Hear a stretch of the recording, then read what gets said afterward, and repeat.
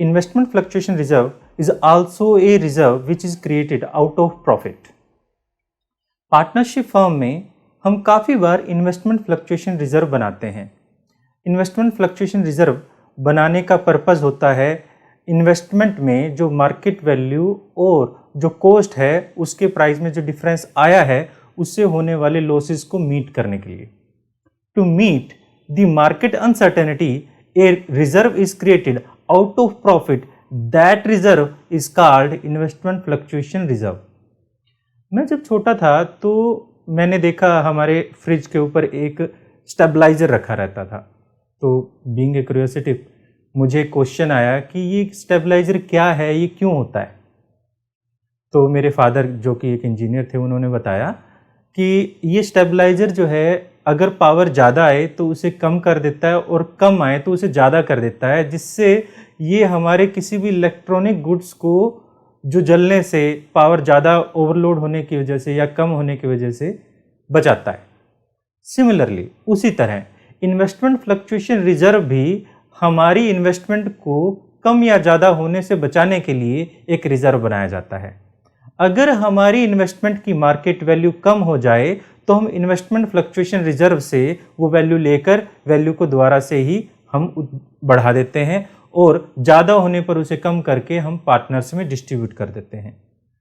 जिस तरह से हम पहले बात कर चुके हैं कि जो भी रिजर्व है रिकॉन्स्टिट्यूशन ऑफ पार्टनरशिप फर्म की कंडीशन में, पार्टनर्स जब एडमिशन हो रहा है या रिटायरमेंट हो रही है या डेथ हो रहा है पार्टनर का, या फिर हमारे पास change in profit sharing ratio हो रहा है पार्टनर्स में, तब हम रिकॉन्स्टिट्यूशन करते हैं। इन सभी कंडीशन को रिकॉन्स्टिट्यूशन कहा जाता है। रिकॉन्स्टिट्यूशन के केसेस में हमारे जो ओल्ड रिजर्व हैं उनको हम पार्टनर्स को, ओल्ड पार्टनर्स को ट्रांसफ़र कर देते हैं। क्यों करते हैं इसके बारे में हमने प्रीवियस वीडियो में भी बात की थी, मैं दोबारा से उसे रिपीट नहीं कर रहा। अब देखिए होता है क्या, इन्वेस्टमेंट फ्लक्चुएशन रिजर्व प्रॉफिट का एक पार्ट है। हमारी इन्वेस्टमेंट की वैल्यू कम या ज़्यादा हो रही है उसे ठीक करने के लिए बनाया गया है। बट अगर हमारी इन्वेस्टमेंट की वैल्यू में कोई चेंज ना हो या चेंज हो जाए, वैल्यू जो है मार्केट वैल्यू कम हो जाए या मार्केट वैल्यू ज़्यादा हो जाए, हम क्या करेंगे, इन सभी केसेस में आज हम यहाँ पर बात कर रहे हैं। तो हमारे पास ब्रॉडली देखा जाए तो 3 सिचुएशंस बनती हैं। पहला, जब हमारी market value of investment and जो कॉस्ट वैल्यू है बराबर रहती है। पहले इस बात को समझ लेते हैं कि हमारे पास इन्वेस्टमेंट फ्लक्चुएशन रिजर्व कहाँ दिया गया होता है और ये इन्वेस्टमेंट के लिए बना है। हमारा इन्वेस्टमेंट फ्लक्चुएशन रिजर्व बाकी के रिजर्व की तरह ही हमारी बैलेंस शीट की लायबिलिटी साइड में हमें शो होता है। दूसरी तरफ ये इन्वेस्टमेंट के लिए बनाया गया है तो हमारी बैलेंस शीट में इन्वेस्टमेंट भी होंगी। तो देखिए अब होता क्या, हमारे पास 3 केसेस कौन कौन से हैं। पहला, जब हमारी market value of investment and cost, जो याद रखिएगा जो इन्वेस्टमेंट है हमारी बैलेंस शीट में वो कॉस्ट पर होगी। मार्केट वैल्यू क्या होती है, जो बाहर हमारे यानी सेल परचेज करने के लिए किसी इन्वेस्टमेंट की जो प्राइस अवेलेबल है उस वैल्यू को, इस प्राइस को हम मार्केट वैल्यू कहते हैं। अब देखिए होता है क्या, मान लीजिए फर्स्ट कंडीशन में हमारी जो market value of investment is equal to cost. इसका मतलब ये है कि हम इन्वेस्टमेंट फ्लक्चुएशन रिजर्व को हमें यूज नहीं करना है। तो ऐसे में हम इन्वेस्टमेंट फ्लक्चुएशन रिजर्व को रिकॉन्स्टिट्यूशन ऑफ पार्टनरशिप फर्म की कंडीशन में सारा का सारा हम ओल्ड पार्टनर्स के ओल्ड रेशियो में ट्रांसफर कर देंगे। अब याद रखिएगा ये बात भी कि काफी बार क्वेश्चन में साइलेंट होता है। फर्स्ट कंडीशन हमारी यही है कि when question is totally silent, when nothing is given in question, and हमारे पास काफी बार तो बैलेंस शीट में एसेट साइड में इन्वेस्टमेंट भी नहीं होती है। इन सभी केसेस में आप क्या करेंगे, ओल्ड पार्टनर जो है ओल्ड रेशियो में हम ट्रांसफर कर देंगे। किसे ट्रांसफर कर दें, हमारी इन्वेस्टमेंट फ्लक्चुएशन रिजर्व को। तो ये तो हुई हमारी फर्स्ट कंडीशन। सेकंड कंडीशन में क्या है, सेकंड कंडीशन में हमारी market value of investment decrease हो जाती है कॉस्ट वैल्यू से। अब डिक्रीज कितनी होती है, इस बात पे भी हमारी 3 सिचुएशंस बनती हैं। पहला, फर्स्ट कंडीशन ये है कि हमारी जो मार्केट वैल्यू डिक्रीज हुई है रिजर्व से कम वैल्यू डिक्रीज होती है। दूसरा, वो रिजर्व के बराबर ही डिक्रीज हो जाती है। तीसरा, वो रिजर्व से ज़्यादा डिक्रीज हो जाती है। तो जैसे कि हम इसको एक एग्जाम्पल से समझ लेते हैं।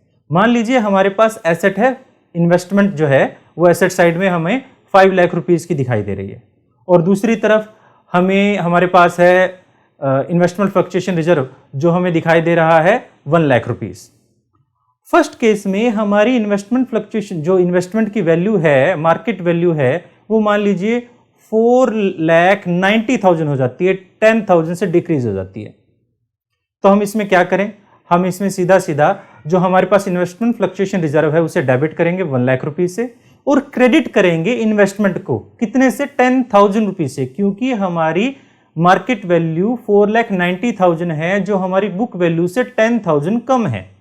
तो आप सिर्फ यहाँ 10,000 को क्रेडिट करेंगे और बाकी जो 90,000 बच जाता है उसे आप क्रेडिट कर देंगे ओल्ड पार्टनर्स के capital ratio, old profit sharing ratio में।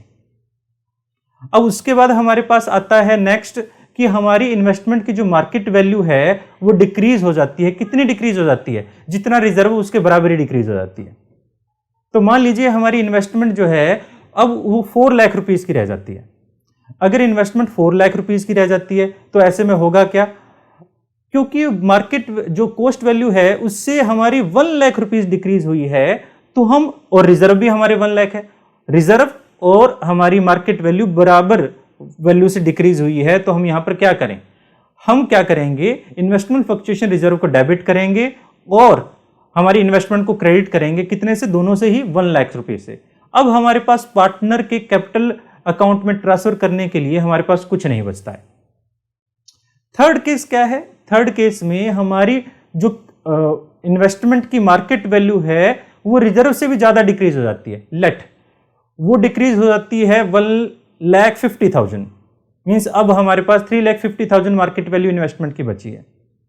तो देखा जाए हम रिजर्व से जो फ्लक्चुएशन बचा सकते हैं 1 लाख रुपीस का बचा सकते हैं, तो यहां पर रिजर्व जो है हमारे पास जो 50,000 रुपीस का और लॉस हो चुका है उसको कहां से लेंगे, वो हमारे पार्टनर बियर करेंगे, और उसको बियर करने के लिए हम एक अकाउंट यूज करते हैं जिसे हम कहते हैं रीवैल्यूएशन अकाउंट। अब जैसे कि हमने प्रीवियस वीडियो में भी बात की थी, रीवैल्यूएशन अकाउंट एक वो अकाउंट है जिसमें हम अपनी एसेट्स को, एसेट या लायबिलिटीज, अगर उसकी मार्केट वैल्यू चेंज होती है या वैल्यूज में चेंज होता है, अगर वो इंक्रीज हो या डिक्रीज हो, दोनों ही सिचुएशन में जो एसेट्स की, लायबिलिटीज की वैल्यू में चेंज आएगा तो हम उसे रीवैल्यूएशन से ही चेंज करेंगे, और उसका जो अगर प्रॉफिट होगा तो वो भी पार्टनर लेंगे, अगर लॉस होगा तो वो भी पार्टनर लेंगे। इस केस में होता है क्या कि हमारे पास एसेट्स की वैल्यू जो है वो हमारी 3,50,000, यानी इन्वेस्टमेंट, जो मैं एसेट में इन्वेस्टमेंट की बात कर रहा हूं, इन्वेस्टमेंट की जो वैल्यू है वो 3,50,000 हो चुकी है। अब यहां पर हम क्या करेंगे, सबसे पहले हमारा इन्वेस्टमेंट फ्लक्चुएशन रिजर्व को हम डेबिट करते हैं 1 लाख रुपीस से, और हमारे पास इन्वेस्टमेंट को हम क्रेडिट कर देते हैं जो हमारी 1,50,000 रुपीस से। बट जो 50,000 का डिफरेंस आया उसको हम डेबिट करेंगे कहां, रीवैल्यूएशन अकाउंट में। इस केस में हमारे पास 2 जर्नल एंट्री होनी है। पहली हमने कर लिया, पहला क्या किया, इन्वेस्टमेंट फ्लक्चुएशन रिजर्व को हमने डेबिट किया और हमने क्रेडिट किया है, डेबिट किया है, रीवैल्यूएशन को हमने डेबिट किया 50,000 से और इन्वेस्टमेंट को हमने क्रेडिट किया 1,50,000 रुपीस से। अब जो ये 50,000 का हमारे पास देखा जाए लॉस है, इसे कौन बियर करेगा, पार्टनर्स बियर करेंगे, क्योंकि ये पुराना लॉस है एक तरह से, तो ओल्ड पार्टनर ही बियर करेंगे। तो हम यहां पर क्या करें, हमारे पास रीवैल्यूएशन जो है उसको क्रेडिट कर देंगे और ओल्ड पार्टनर्स जो हैं उनके कैपिटल अकाउंट को डेबिट कर देंगे। किस रेशियो में, ओल्ड प्रॉफिट शेयरिंग रेशियो में ही। तो इस तरह से हमारे पास जब वैल्यू, मार्केट वैल्यू डिक्रीज होती है, उनको हम तीनों सिचुएशन में कैसे हैंडल करेंगे, ये हमारे पास था। अब हम चलते हैं नेक्स्ट की तरफ, जहां पर हमारी मार्केट वैल्यू जो है वो बुक वैल्यू से इंक्रीज हो जाती है। तो ये हमारे लिए फायदा है, ये अच्छी बात है। इस केस में हम क्या करें, वो जो फायदा हुआ है वो भी ओनर्स यानी पार्टनर्स को भी मिलेगा, पार्टनर्स को ही मिलेगा, और नुकसान हुआ है तो उन्होंने बियर किया। अब देखा जाए सबसे पहले इन्वेस्टमेंट फ्लक्चुएशन रिजर्व, तो हम एक अज्यूम कर लेते हैं, मान लीजिए हमारे पास एसेट जो थी, इन्वेस्टमेंट जो थी वो 5 लाख रुपीस की थी। अब उसकी बुक वैल्यू जो है मान लीजिए 6 लाख रुपीस है। तो क्या हमें इन्वेस्टमेंट को फ्लक्चुएट होने के लिए रिजर्व की जरूरत है? नहीं, इस केस में रिजर्व की जरूरत नहीं है, क्योंकि रिजर्व की जरूरत जब रहती है जब हमारी मार्केट वैल्यू जो है डिक्रीज हो। अब यहां पर इंक्रीज हुई है, यहां पर इसकी जरूरत नहीं है। हम इस पूरे रिजर्व को, अगर रिकॉन्स्टिट्यूशन ऑफ पार्टनरशिप फॉर्म होता है, इस पूरे रिजर्व को पहले क्या करें, हम पार्टनर्स में, ओनर्स में क्या कर लें, डिस्ट्रीब्यूट कर देंगे। तो हमारे पास इन्वेस्टमेंट फ्लक्चुएशन रिजर्व डेबिट कर देंगे और ओल्ड पार्टनर्स के क्रेडिट कर देंगे कैपिटल अकाउंट को। किस रेशियो में? ओल्ड रेशियो में ही। अब दूसरा, हमारी इन्वेस्टमेंट की वैल्यू बढ़ी है, जो भी एसेट्स होती हैं अगर वो इंक्रीज हो तो डेबिट होती हैं और एसेट्स डिक्रीज हो तो क्रेडिट होती हैं। इस केस में जैसे कि हमने प्रीवियस किया था, जब हमारी इन्वेस्टमेंट की वैल्यू कम हो रही थी हम क्रेडिट कर रहे थे, अब यहां पर इन्वेस्टमेंट की वैल्यू बढ़ चुकी है तो हम क्या करेंगे? डेबिट करेंगे उसे। सेकंड जर्नल एंट्री हमारी क्या होगी? Investment account debit. कितने से? हमारे पास 1 लाख रुपए से, और क्रेडिट कर देंगे किसे? रीवैल्यूएशन। एसेट्स की वैल्यू बढ़ रही है या कम हो रही है, हम उसको किससे लेंगे? रीवैल्यूएशन से लेंगे, तो रीवैल्यूएशन को आप क्रेडिट कर दोगे 1 लाख रुपए से। ये हमारी सेकंड जर्नल एंट्री थी। अब थर्ड जर्नल एंट्री क्या रहेगी इसमें? जो रिवैल्यूएशन का हमारे पास प्रॉफिट हुआ है, रिवैल्यूएशन करने से एसेट की वैल्यू बढ़ी है, उस रिवैल्यूएशन के जो बैलेंस है उसको हम कहां ट्रांसफर करेंगे? ओल्ड पार्टनर के कैपिटल अकाउंट में। तो हम यहां पर क्या करें? रिवैल्यूएशन को डेबिट कर देंगे, रिवैल्यूएशन अकाउंट डेबिट टू हम ओल्ड पार्टनर कैपिटल अकाउंट में क्रेडिट कर देंगे इस 1 लाख रुपीस को। किस रेशियो में? हमारे जो भी रहेगा ओल्ड प्रॉफिट शेयरिंग रेशियो में। इस तरह से हम इन्वेस्टमेंट फ्लक्चुएशन रिजर्व के सभी केसेस में हम करेंगे। इसको हम और अच्छे से समझ सकते हैं एक क्वेश्चन की हेल्प से। तो चलिए हम एक क्वेश्चन करते हैं। तो अब देखिए हमारे पास ये क्वेश्चन है। क्वेश्चन में P, Q and R sharing profit and loss in the ratio 3:2:1 दिया गया है। हाँ, यहाँ पर हमेशा ये याद रखना कि आप क्वेश्चन को कंप्लीट पढ़ें। आपके सभी क्वेश्चन के आंसर आपके क्वेश्चन की स्टेटमेंट में ही है। अगर आपको कोई समझ नहीं आ रहा है क्वेश्चन, तो क्वेश्चन को 1 से 2 बार पढ़ें, आपको समझ आएगा। हमारे एग्ज़ाम के टाइम में ये ही जो टेक्निक है वो आपको समझ आएगी और आप उसको यूज़ कर सकते हैं। कोई आपको बताने नहीं आएगा, तो प्लीज़ क्वेश्चन को हमेशा ही ध्यान से पढ़ें। तो देखिए क्वेश्चन क्या है हमारे पास। क्वेश्चन में आगे कहता है decided to share profit and losses equally with effect from 1 April 2017 following is an extract of their balance sheet as 31 March 2017। हमें एसेट दिया गया है, एसेट साइड में इन्वेस्टमेंट दी गई है एट कॉस्ट 5 लाख रुपीज़ और इन्वेस्टमेंट दिया गया है 30,000। Investment fluctuation reserve liability side में दिया गया है 30,000 rupees. Show the following treatment under the flowing alternative cases दिया गया है और केस फर्स्ट में कहता है if there is no other information. हमारे पास कोई इंफॉर्मेशन नहीं है। जैसे कि हम बात कर चुके हैं, अगर हमारे पास कोई इंफॉर्मेशन ना हो, क्वेश्चन साइलेंट हो या फिर बैलेंस शीट में एसेट साइड इन्वेस्टमेंट ना हो, तो इन सभी केसेस में हम क्या करते हैं? इन्वेस्टमेंट फ्लक्चुएशन रिजर्व को ओल्ड पार्टनर के ओल्ड रेशियो में ही ट्रांसफर कर देते हैं। तो देखिए क्या जर्नल एंट्री होगी। तो हमारे पास है इन्वेस्टमेंट फ्लक्चुएशन रिजर्व को हम डेबिट करेंगे 30,000 रुपीज़ से और क्रेडिट कर देंगे पी, क्यू एंड आर को 3:1 रेशियो में। तो पीज कैपिटल क्रेडिट होगा 15,000 से, क्यूज कैपिटल क्रेडिट होगा 10,000 से और आर्स कैपिटल क्रेडिट होगा 5,000 से। किस रेशियो में? ओल्ड रेशियो में। तो नरेशन लिख देते हैं being investment fluctuation reserve transfer to partners capital account. अब हम चलते हैं हमारे सेकंड केस की तरफ। सेकंड केस में बाकी की सारी सिचुएशन सेम है, बट यहाँ पर सिर्फ ये चेंज आया है कि अब इन्वेस्टमेंट की जो मार्केट वैल्यू बताई गई है हमें 5 लाख रुपीज़। यदि market value of investment is 5 lakh rupees. हाँ जी, याद रखिएगा कि हमारे पास इन्वेस्टमेंट की मार्केट वैल्यू और कॉस्ट बराबर है। इसका मतलब भी ये है कि हमारी इन्वेस्टमेंट में कोई चेंज नहीं आया। तो हम सेम फर्स्ट केस के जैसे ही हम यहाँ पर के भी क्या करें? यहाँ पर करते हैं investment fluctuation reserve account debit 30,000 से, P's capital, Q's capital and R's capital को हम क्रेडिट कर देंगे किस रेशियो में? ओल्ड प्रॉफिट शेयरिंग रेशियो में, जो कि है 3:1 जो रहेगा being investment fluctuation reserve transfer to partners capital account. अब चलिए हम चलते हैं हमारे थर्ड केस की तरफ। थर्ड केस में क्या कहता है? बाकी सारी चीज़ें सेम हैं, यहाँ पर सिर्फ ये बताया गया है if the market value of investment is 4,88,000। In this particular case हमारी जो मार्केट वैल्यू है बुक वैल्यू से 12,000 डिक्रीज हो गई है। मीन्स हमारी इन्वेस्टमेंट की वैल्यू कम हो गई है। इन्वेस्टमेंट की वैल्यू कम होने पर हम क्या करते हैं? इन्वेस्टमेंट को क्रेडिट करते हैं। तो यहाँ पर भी क्रेडिट करेंगे और इन्वेस्टमेंट फ्लक्चुएशन रिजर्व को हम यहाँ डेबिट करेंगे। जो हमारे पास 30,000 का रिजर्व है, बाकी जो बचा रिजर्व है हमारे पास, उसको क्या करें? ओल्ड पार्टनर्स के ओल्ड प्रॉफिट शेयरिंग रेशियो में ट्रांसफर कर देंगे। तो देखिए जर्नल एंट्री क्या होती है हमारे पास।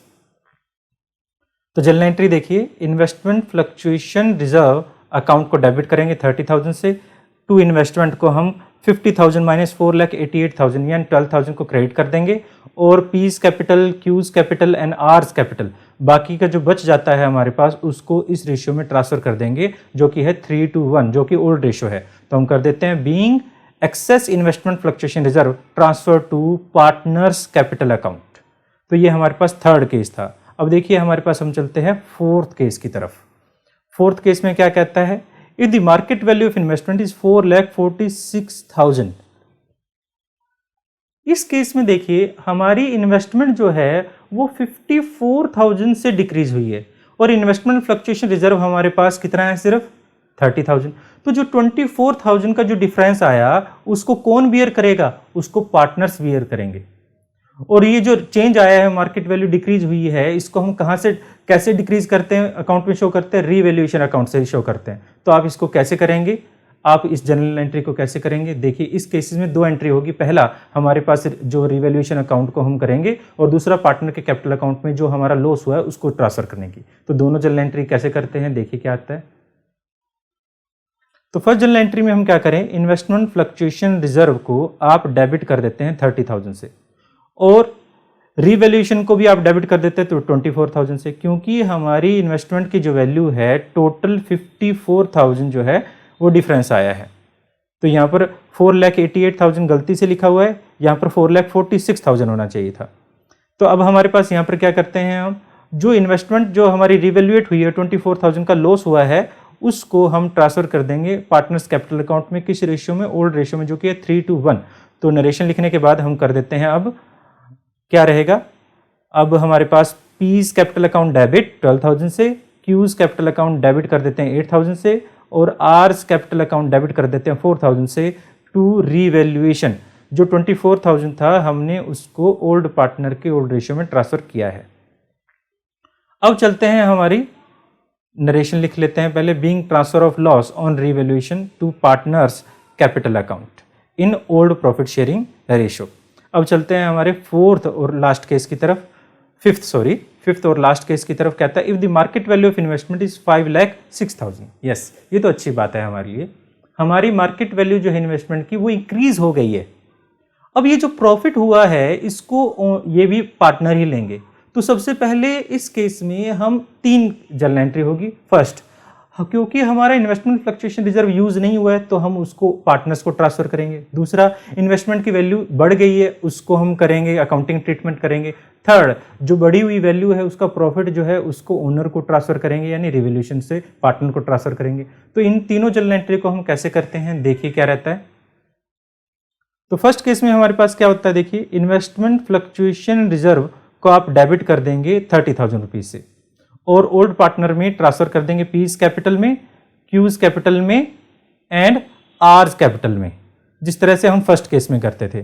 तो हमने ये क्या कर दिया, being investment fluctuation reserve transfer कर दिया है टू पार्टनर्स कैपिटल अकाउंट में ओल्ड रेशियो में जो 3:1 था। अब जो हमारी इन्वेस्टमेंट की वैल्यू बढ़ी है 6,000 रुपीज से, अब इन्वेस्टमेंट क्योंकि इंक्रीज हुई है तो आप उसे डेबिट करेंगे। इन्वेस्टमेंट को आप डेबिट कर देते हैं 6,000 से, क्यों इंक्रीज हुई है, रीवैल्यूएशन की वजह से, तो रीवैल्यूएशन को आप क्रेडिट कर देंगे 6,000 रुपीज से और लिख देंगे being value of investment brought up to market value. हमने इन्वेस्टमेंट की वैल्यू को मार्केट की वैल्यू के बराबर कर दिया।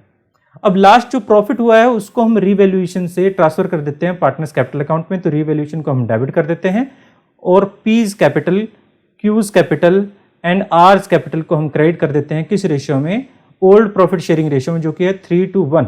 तो हमने इस तरह से being transfer of profit on revaluation in old profit sharing ratio, तो इस तरह से हम इन्वेस्टमेंट फ्लक्चुएशन रिजर्व का अकाउंटिंग ट्रीटमेंट करेंगे। आई होप आपको ये समझ आया होगा। प्लीज़ अगर आपको ये पसंद आया है और आपको समझ आ रहा है, आप कमेंट बॉक्स में भी लिख सकते हैं और प्लीज़ वीडियो को लाइक करें, शेयर करें, चैनल को सब्सक्राइब करें और फिर मिलते हैं हमारी एक नेक्स्ट वीडियो में। तो जब तक के लिए थैंक यू।